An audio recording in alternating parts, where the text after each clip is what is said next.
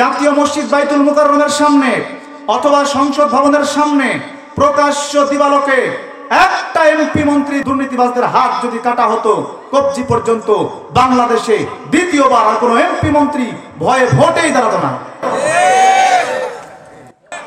কি পরিমাণ চুরি করলে হাত কাটতে হবে? ওলামা ইকরামদের মধ্যে যদিও মতানক্য রয়েছে, কেউ কেউ বলেছেন যে কোনো পরিমাণ চুরি করলেই হাত কাটো কবজি পর্যন্ত। কোন কোন ওলামা ইকরাম বলেছেন না, কমপক্ষে একটি স্বর্ণের দিনারের 4/1 ভাগ অথবা রৌপ্য মুদ্রা যদি 3টা পরিমাণ হয় তাহলে হাত কাটতে হবে। আর একজন এমপি মন্ত্রী হাজার হাজার কোটি টাকা পাচার করেছে, ওর কয়বার হাত কাটা লাগবে বলেন? ওর হাত তো খুঁজেই পাওয়া যাবে না, গোটা বডি টুকরা টুকরা করলেও ওর পাপের শাস্তি হবে না, বলেন ঠিক কিনা? এত পরিমাণ চুরি করে আমার সোনার বাংলাটাকে ফকির করে ছেড়েছে, তারপরেও চক্রান্ত শেষ হয় না তাদের। এই চোরদেরকে ধরে কোরআনের বিধান অনুযায়ী জাতীয় মসজিদ বাইতুল মুকাররমের সামনে অথবা সংসদ ভবনের সামনে প্রকাশ্য দিবালোকে একটা এমপি মন্ত্রী দুর্নীতিবাজদের হাত যদি কাটা হতো কবজি পর্যন্ত, বাংলাদেশে দ্বিতীয়বার আর কোনো এমপি মন্ত্রী ভয়ে ভোটেই দাঁড়াতো না। কি নেশা রে ভাই, একবার এমপি হইলে সারা জীবন জমি বিক্রি করে হলে আবার দাঁড়াবে। এত স্বাদ কেন রে ভাই?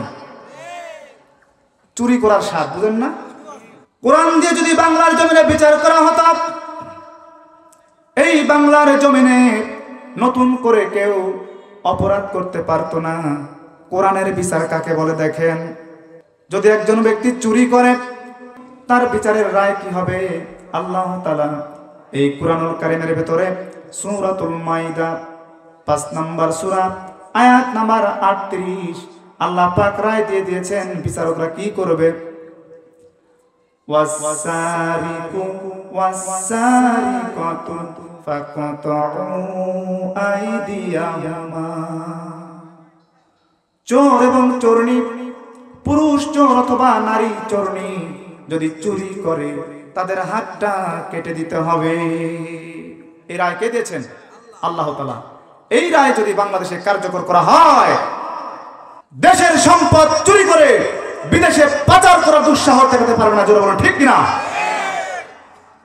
বাংলাদেশের এমপি মন্ত্রীরা টাকা চুরি করে বিদেশে পাচার করে, হাজার হাজার কোটি কোটি টাকা।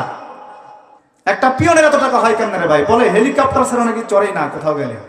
কি আশ্চর্য! চুরি করা টাকা। কোরআনের আইন যেদিন প্রতিষ্ঠিত হবে সেদিনই বাংলাদেশের মানুষ শান্তি পাবে। যেদিন হযরত ওমরের মতো শাসক আসবে সেদিনই ন্যায় বিচার হবে, সেদিনই বাংলার জনের স্বাধীনতা প্রকৃতপক্ষে মানুষ স্বাদ উপলব্ধি করতে পারবে। আর যতই বলেন স্বাধীনতা স্বাধীনতা, প্রকৃত স্বাদ পাবেন না কোনোদিনই, 100 বছর পরেও পাবেন না যদি কোরআনের আইন চালু করতে না পারেন।